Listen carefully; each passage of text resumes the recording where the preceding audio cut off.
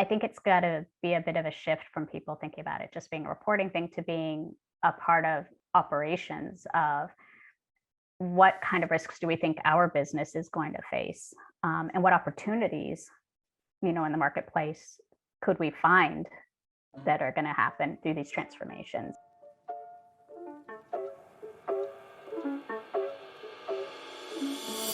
Hello, everyone, and welcome back to another episode of Clean Techies, the podcast. This is episode 47 of the show, and this is the second part of our three-part mini-series on ESG. And today's conversation is with Sondra Tosky, who is the Senior Product Manager of Innovation at Higg. She has a really interesting background and career history of being on the kind of leading edge of technology in general, has made several different career shifts. But most recently, she has worked with CBRE and Measurabl, so she's very deeply aware of the ESG software space. I would say, probably one of the main leaders in the space. And in this episode today, we discuss the current state of ESG data collection and reporting softwares. Kind of what is the landscape, who are the players, how do they kind of divide up their market, and what does the market look like currently.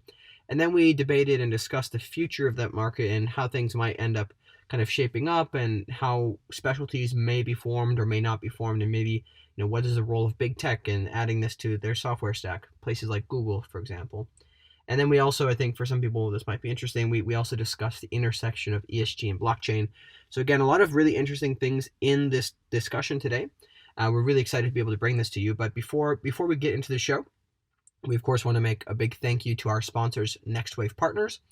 NextWave Partners are experts in talent acquisition, recruitment, and retention across the climate tech, renewables, and ESG spaces globally. So if you are looking for a career change, or maybe your team is growing, please do reach out to NextWave. They also have a lot of detailed data, depending on the market you're looking at, to be able to kind of feed what is happening in the space. There's a lot of times things are changing with benefits packages and things like that, and it pays to be ahead of the curve there. So reach out to NextWave to learn about that and to discuss your needs there.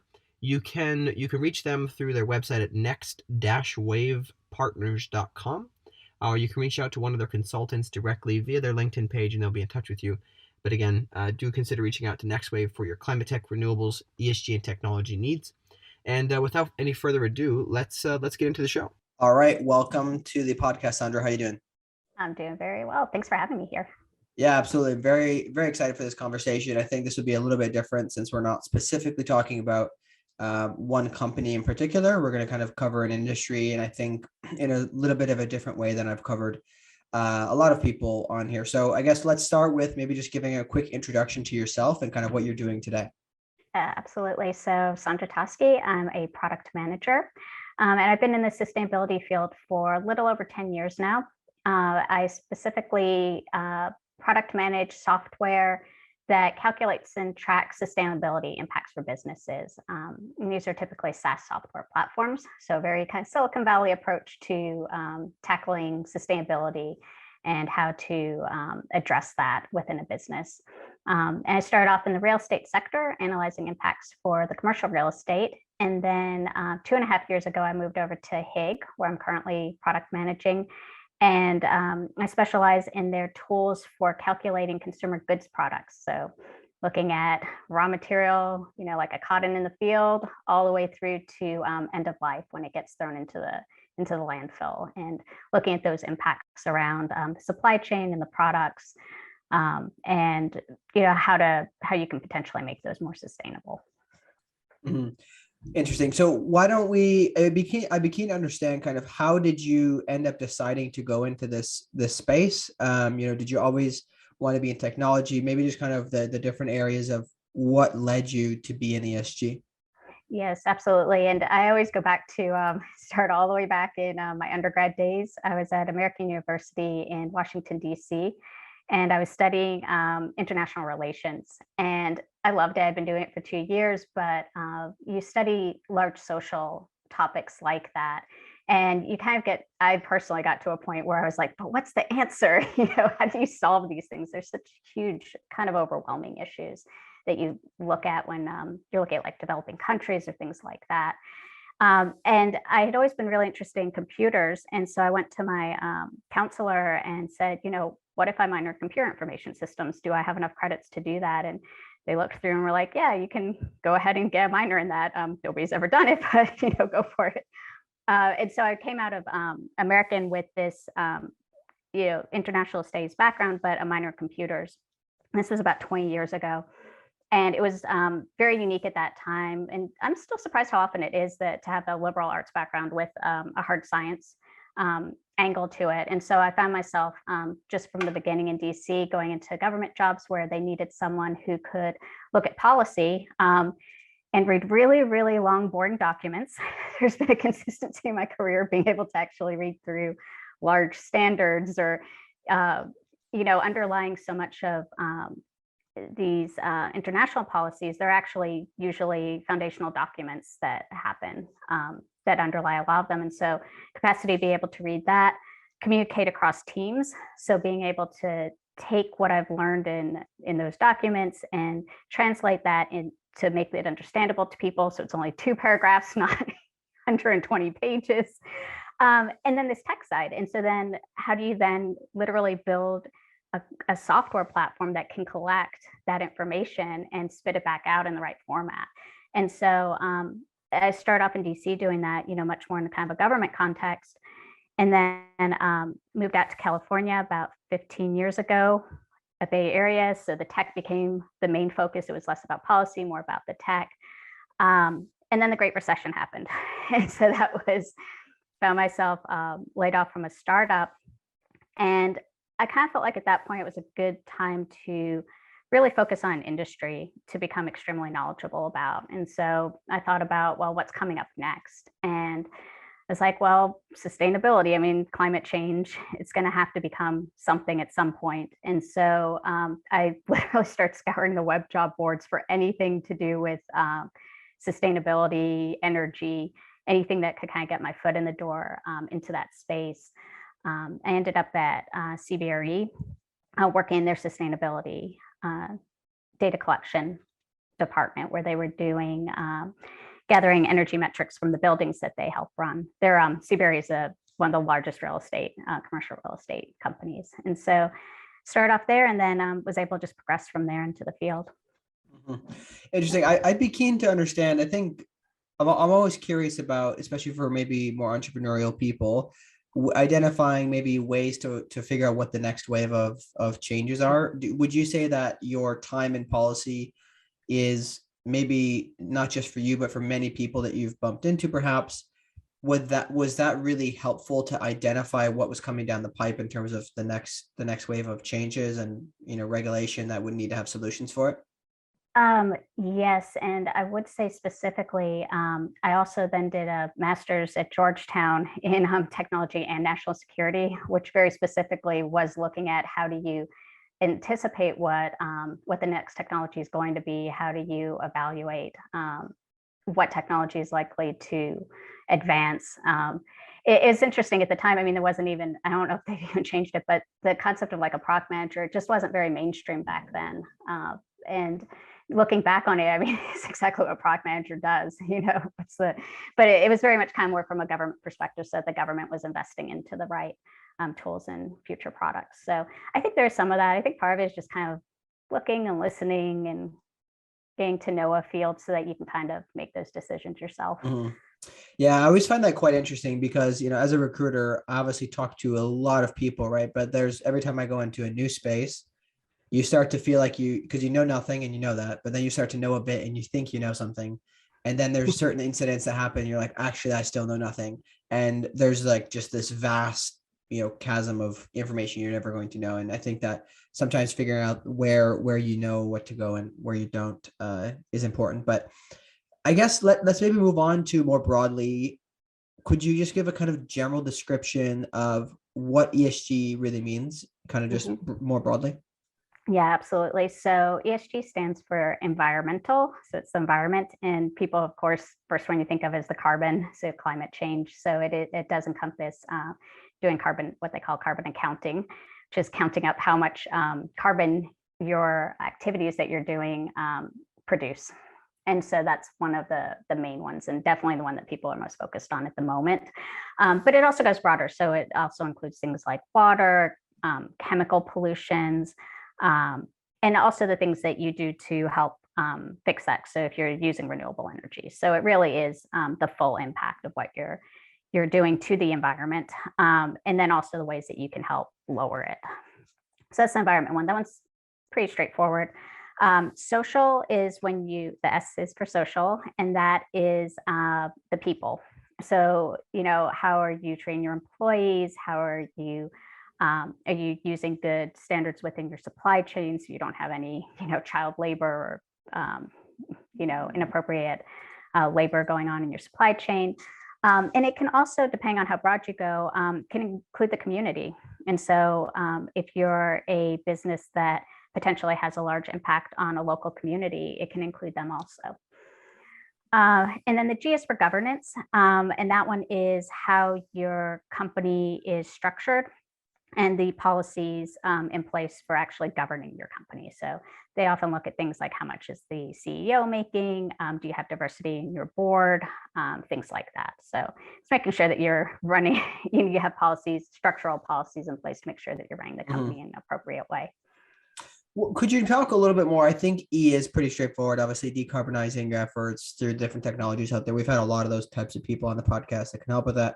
Yep. But maybe I'd be keen to know maybe a little bit more depth on the S and the G side. Right? I think that S sometimes tends to be a bit ambiguous, right? Obviously, you can do audits to make sure there's no child labor. But what about things like ensuring that there's a true, quote unquote, fair wage being paid to the early suppliers?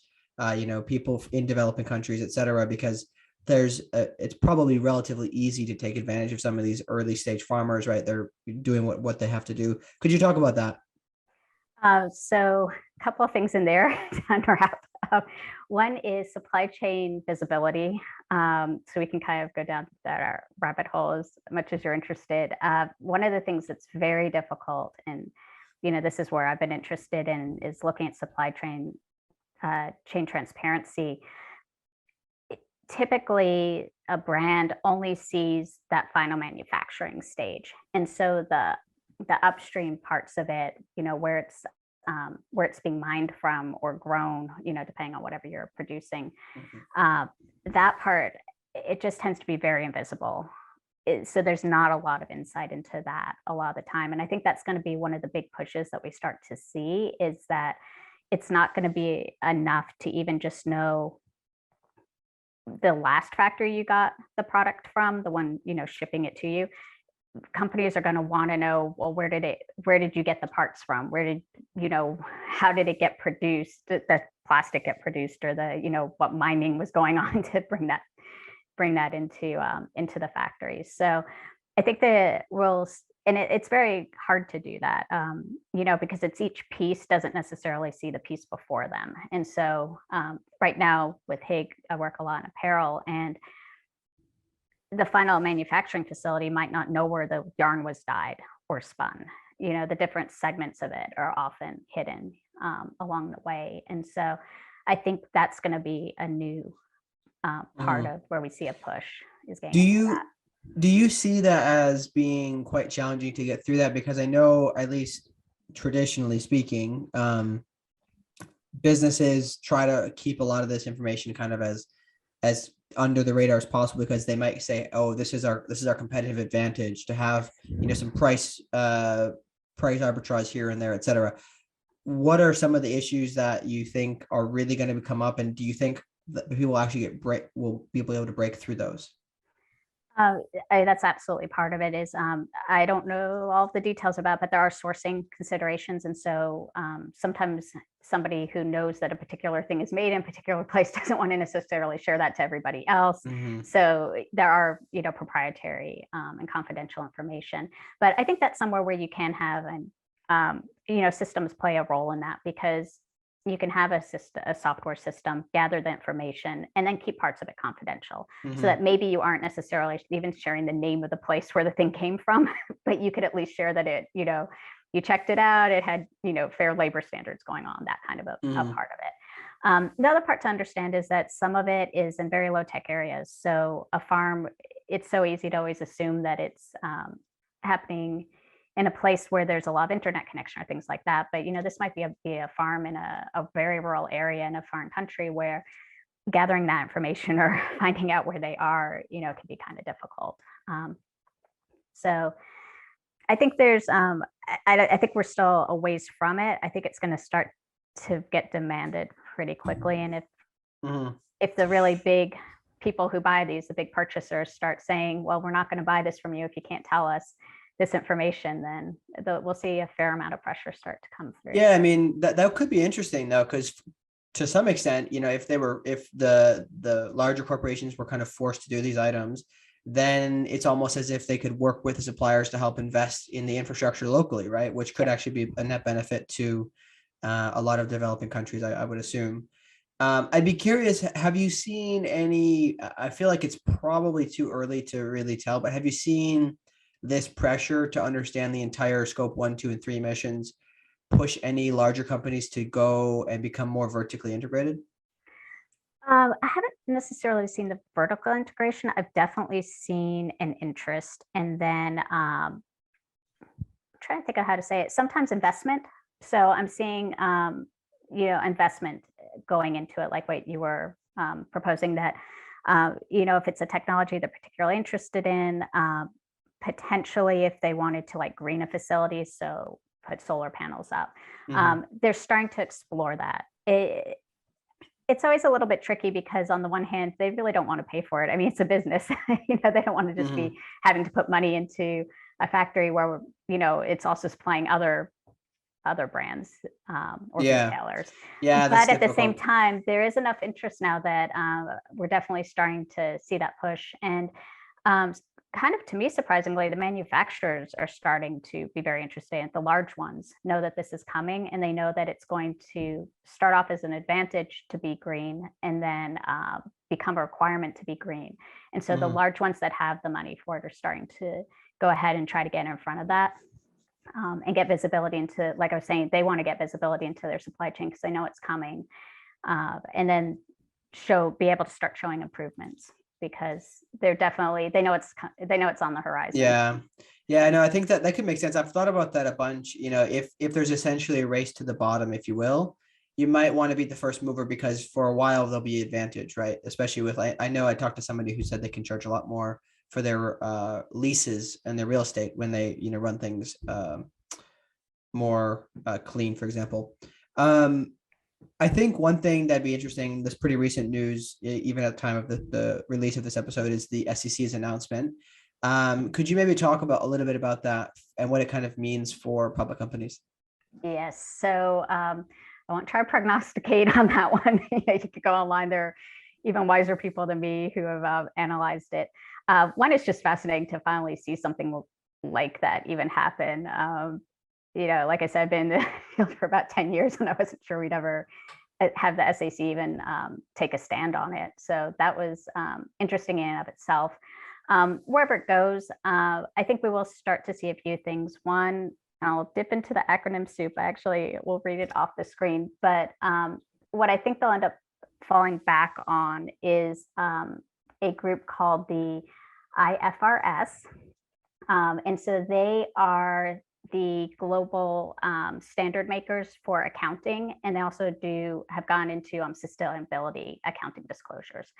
So specifically around carbon, when we talk about carbon accounting, the reason we call it accounting is because it's been built on a framework very similar to financial accounting from the beginning. So these systems that collect and calculate carbon emissions and the way they do the methodologies for that are all meant to kind of follow financial accounting.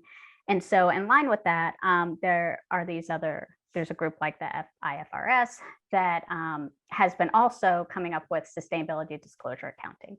And so in line with the SEC announcement, they also at the same time put out their recommended disclosure standards. And the general assumption is that what the SEC, if they even make a recommendation, would be to fall back on those.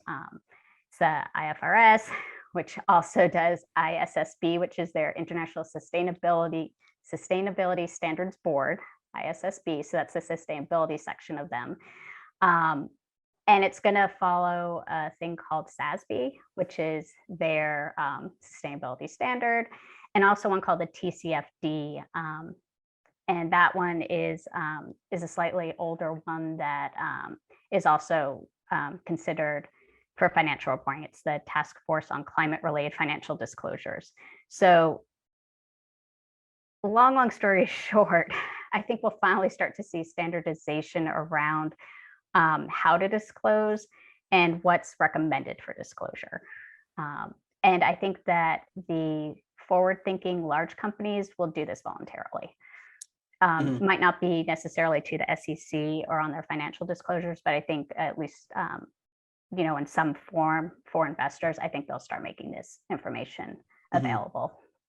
And what was the timeline on there? And then it's only for public companies, correct?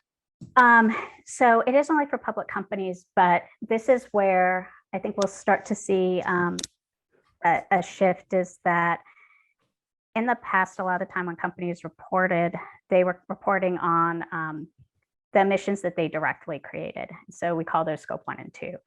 And what that means is, let's say you're a bank or a service company, you're reporting on your on the buildings that you own, like your corporate headquarters. You're not reporting on anything else. Like that's basically it. And the idea was because those are things that you can control really easily. If you own it, you can control it, you can reduce it really easily.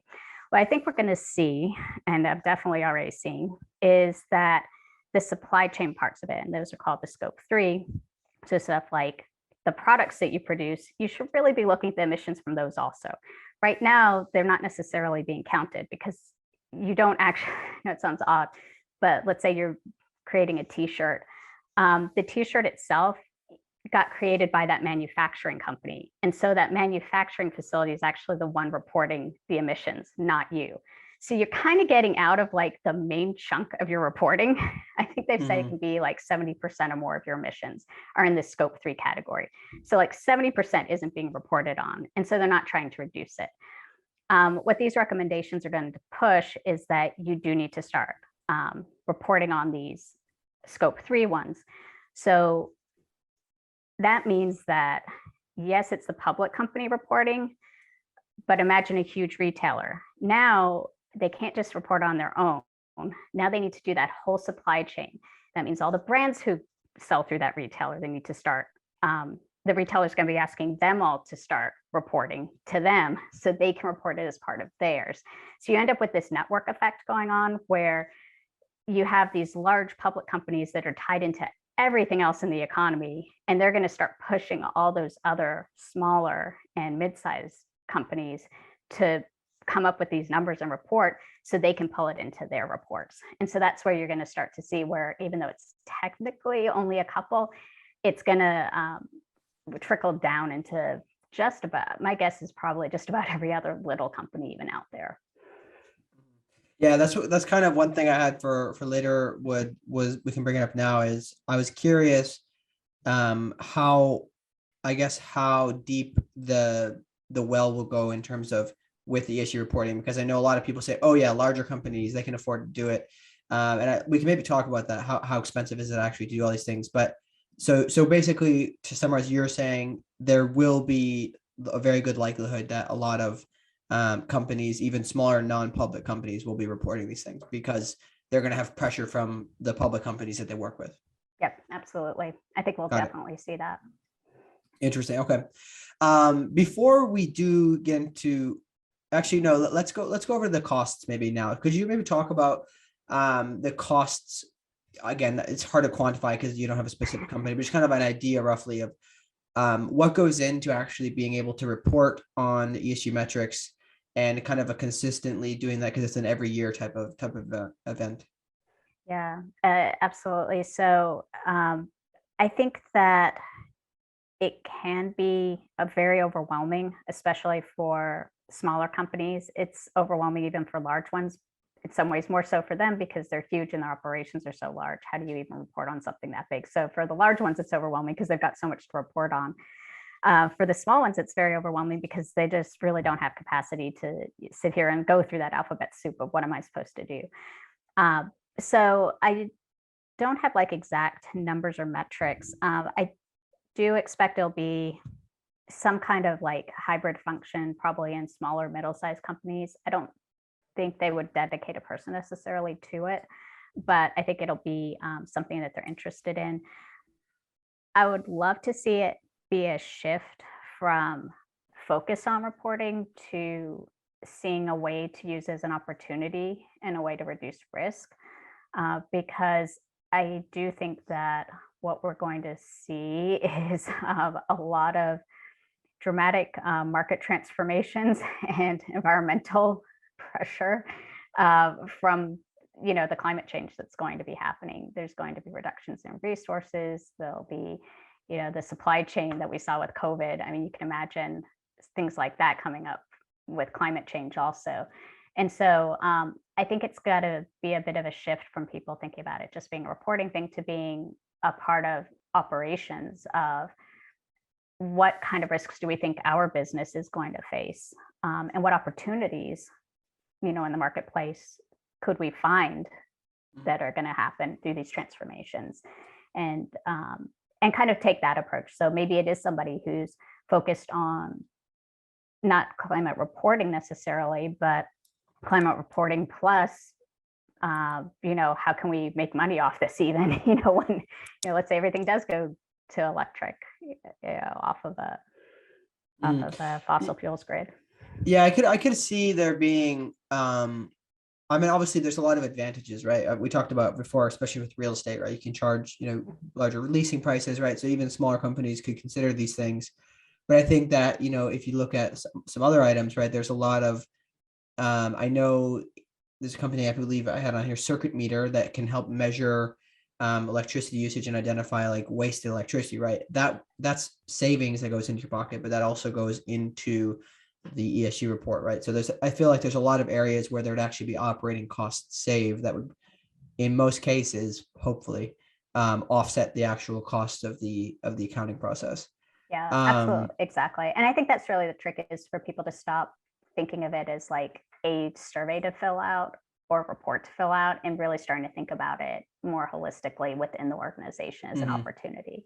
Yeah. And then for the larger ones, I would love to see one day, like a chief sustainability officer. I've heard that's starting to happen.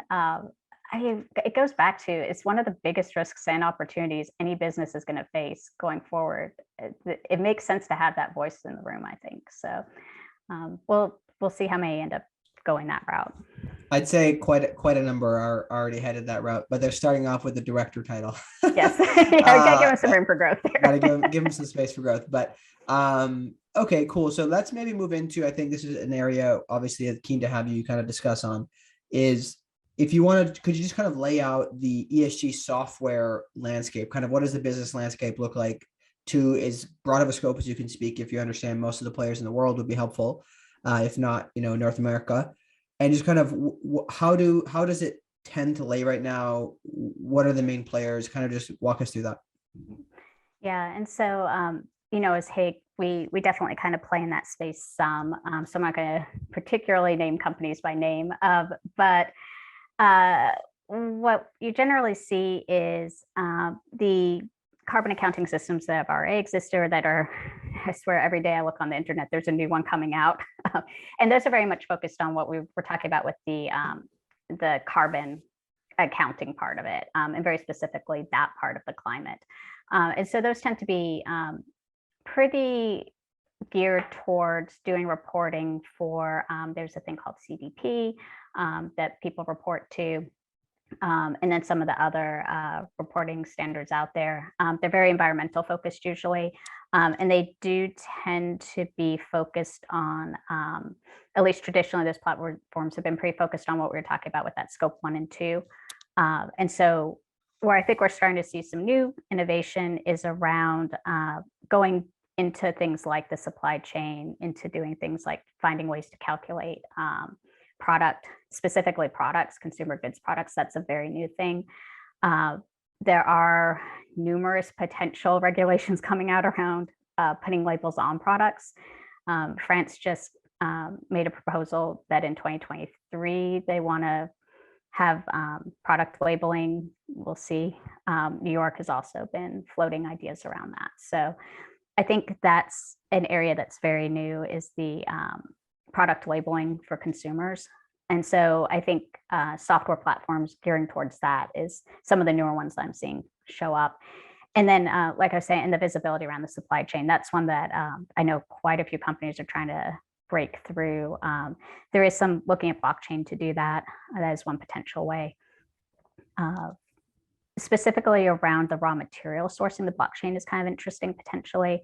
It doesn't necessarily have to be blockchain, but you can imagine cotton comes out of a farm, but then it goes into this huge pool of cotton.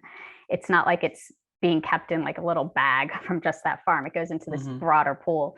And so if there are ways to physically even tag it, the same with, any kind of natural fiber. If you could put there's some technologies that can put little physical identifiers on it, so you can make sure that what's coming out in the t-shirt came from what particular farm. So there's some really fascinating tech that I think we'll start to see commercialize around that, and really always going back to the transparency and the visibility, because you can't really make a change if you don't know where it came from, if you can't see what's going on. And I do think that there was probably some desire in the early days to maybe not know what was going on, maybe turn a blind eye, but I think that is very quickly going away. And I think the risk and the liability around having a product that, it turns out wasn't made in a good way, I think companies don't want that risk anymore. And so I think they're looking to actually have this level of transparency now too. Mm-hmm. Do you see, I guess, going forward, do you have a feeling in terms of how it will play out? Will there be a couple big winners? Will there be, category winners where maybe one platform specifically is the winner in real estate? Do you think it'll be broken up on regionally, given that there's going to be different legal reportings? Kind of, what are your hypothetical predictions on how it might end up kind of falling? It's interesting. I kind of assumed in the beginning it would just be a few big winners, because there just haven't been that many companies doing this kind of reporting for a long time. And there really were only a couple of platforms because of that. There just wasn't even the money in it to justify more in the marketplace. I do think that we'll see a fair number be able to survive. There's enough difference in where companies need to focus because of their operations.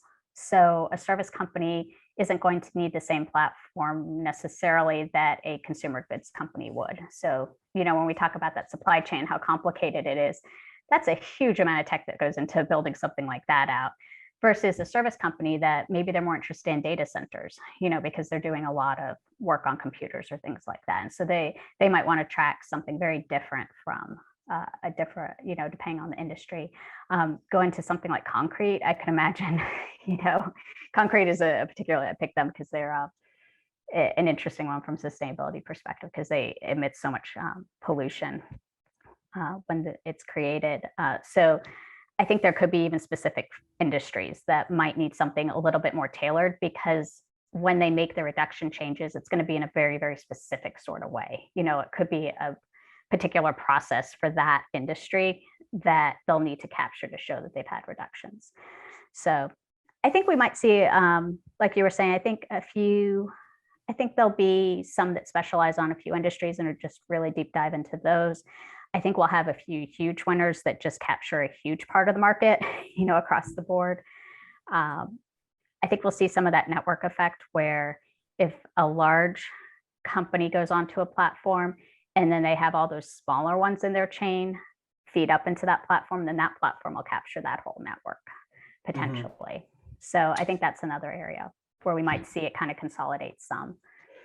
Yeah, it'll be interesting. I think I'm always fascinated by the growth and then kind of subtraction of industries. Like, you look at the computer. I'm reading the book about Steve Jobs right now, so I'm thinking about the computer kind of revolution and how there's so many companies and it kind of became a few big winners, right?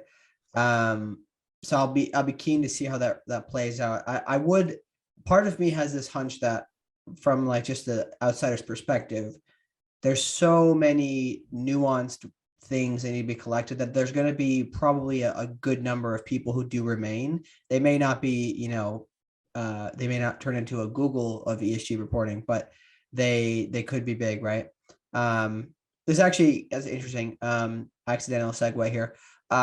Curious to know if you think, what do you think big tech, like companies like Google, right, who have massive reach, or Apple, for example, would do if, about looking at, hey, this is a huge wave of things coming. Are we just going to try to buy one of the early stage platforms that's really winning and then add it to our platform? Do you see something like that happening, or do you maybe you even have thoughts on that? I'm not sure if that's like too deep into the rabbit hole. No, so they're coming out with their own solutions. So you can look online, but ones that jump to mind are like Salesforce, Microsoft. Google actually is backing a nonprofit that's doing this kind of work. So they've already got solutions coming out in the marketplace for it.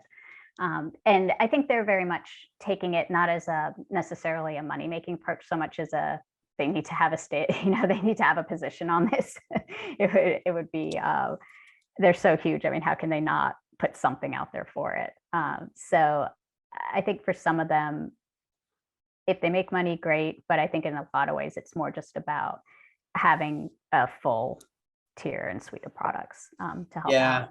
Yeah, it makes sense. I think, especially when you think of Google, right? They have so many free products just to make sure that they're not going to lose customers for one or the other thing. Like, that'll be interesting to see. You mentioned it earlier, but I'd be keen if you could dive a little bit deeper. What do you think the role of blockchain in general will be within the ESG reporting aspect of things? Where might it be most used? Kind of, what are your thoughts there? What are you seeing? So I am seeing some of the blockchain around, like we were talking about the tracking sources and potentially tracking products. I don't know if it'll be a deep blockchain concept, because there's blockchain that's like really the actual technical thing, and then there's sort of blockchain, which is more just tracking. So my guess is it'll be probably most of the time more just being able to track a product with an ID or a tag or something. I think this is one future hat on that I would love to see, is one of the things that's going to happen is when companies realize how much carbon they emit, they'll make reductions, but they're going to also need a way to reduce even more. And that's where you get into things like offsets. So, talk about offsetting and things like that. Some of the new tech we'll start to see is the carbon capture. And so that's where it's technologies that's a whole deep rabbit hole, but it's essentially on the surface technologies that are taking carbon and literally reducing it from the air. So they're pulling it out of the air in different ways. There's a lot of ways to do that. Once you can pull carbon out of there, once you're accounting it, at that point, you could, in theory, have an economy. So we could actually finally see like that carbon economy start to show up, where a company has too much carbon that they've emitted, and so they buy a certain amount of the carbon sequestration or the carbon removal, however they decide to do it, to pull their carbon numbers down. And so I think at that point we could see blockchain because it works best with like financial transactions. So you could see some kind of blockchain where you have a carbon removal technology, it generates a certain amount of blockchain carbon coins, and then the company that needs to reduce their emission would buy those coins. And so you would use the blockchain to make sure people weren't cheating and weren't double counting, because that actually currently happens a lot, is that the same they sell it over and over and over again, and so it gets double counted, triple counted sometimes, or even more. So a blockchain would make sure that you were actually, that was all being done fairly. Interesting. Yeah, I think it's always difficult when these new emerging economies, there's always going to be some scammer who takes advantage of things just well. Okay, so I think you mentioned this earlier, other potential regulations. If you want to maybe talk a little bit more about what you see coming down the pipeline, at least in North America, and maybe if you have any comments on other regions as well, kind of regulation wise, what do we see coming as regards to ESG and reporting? So I do think, obviously the SEC would be at a corporate level. I do think there'll be more and more push and desire to see something at a product level for consumer facing, so that consumers can start to make decisions. I think for a long time, it'll probably still stay as recommendations, but I think the smart companies will go ahead and start doing it voluntarily. It just makes good business sense to go ahead and get in front of it rather than wait to be forced to do it. So I think we'll quite a few of the leading ones are already starting to. Mm-hmm. Got it. Okay, and you mentioned there's a couple other some sorts of regulations possibly being introduced in like France and the EU, etc. Yes, exactly. Yeah. Interesting. Okay. I'm always curious to see how that plays out, because I think especially if there was a carbon tax or something put on, that would be obviously flying on the east side, but I'm always curious to see how things happen, because it can either, it can supercharge industries when regulation comes through, but it can also cause a lot of second and third order effects that sometimes are undesirable. So I'm very conflicted about whether or not regulation is a good thing in most cases. But let's maybe kind of one of my favorite things to wrap up with is the education space. So I'm kind of curious to understand. I'd like to touch on a few things here, but perhaps first of all, what are your thoughts on, for somebody, maybe leaving high school right now or headed into university, looking to get into the ESG space? What are your thoughts on how to go about that? What are the good skills to learn? Maybe just some of your advice there. Absolutely. So I always recommend to pick kind of a broader field that you're already interested in. So if you're interested in business, do an MBA, stick in the business. If you're into marketing, do the marketing. I don't think it's good to confine yourself too much, especially in the early days, to a particular industry, because sometimes you change your mind. I've changed my numerous times over my career, and you also don't know what's going to be there. We're going to be going through, I really do think we'll go through a very transformative time in the next, 20 years. So especially by younger, there's no way to really predict what the big thing's going to even be 10 years, 20 years, 30 years as you're doing your career. And so if you just make sure that you have really, really strong foundational skills, then you can, I'll give you the flexibility to be able to move around. And so I think it's good to stay a little bit broader, and then just do focuses. So take an internship and do sustainability, for an internship, make sure you like it. And then even just that little bit of extra experience, once people see that, and if you, it's so funny, but if you just put it as like the top thing on your resume, I'm interested in sustainability, people know you mean it then, and they'll give you that extra opportunity to do it. And so I say the usual, get your foot in the door, take the first step, and then you can usually quickly leverage that up too. Mm-hmm. What do you think about what universities in general are doing, maybe within the ESG space? Because I know a lot of universities try to be kind of forward thinking, but I think that, in my opinion, oftentimes they kind of are a couple of years behind the curve of things. But of course, it's because they have to create curriculum, et cetera. What do you think have you seen any specific universities doing a really good job on their own carbon emissions and helping to educate people at a really broad spectrum, regardless of their interests, on the impacts of climate and ESG and everything? That's a great question. I haven't looked specifically at the education programs, but I have been noticing that it seems like there are at least classes people can take. I know the universities themselves are definitely interested in it. So I think most have a program on campus, or, a program office that's dedicated to trying to look at these issues within the university itself. So I think that's pretty common, which also then gives the students, when you're talking about a way into it, looking to see what opportunities are on your campus. It's a great way to get into it, because there is usually somebody on campus doing these things. So going ahead and interning there or getting position within those on-campus departments is really helpful. Mm-hmm.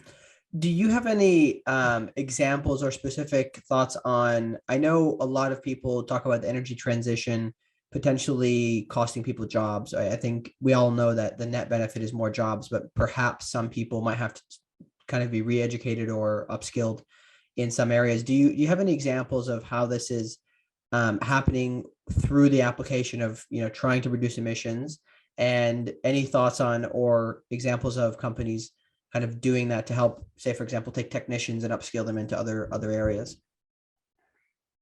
That is such a fantastic question. I think we haven't even started, so I couldn't even guess what it's going to look like. Somebody the other day was even just talking about gas stations, and it started kind of blowing my mind when you think about what if gas stations actually in the future switch to electric.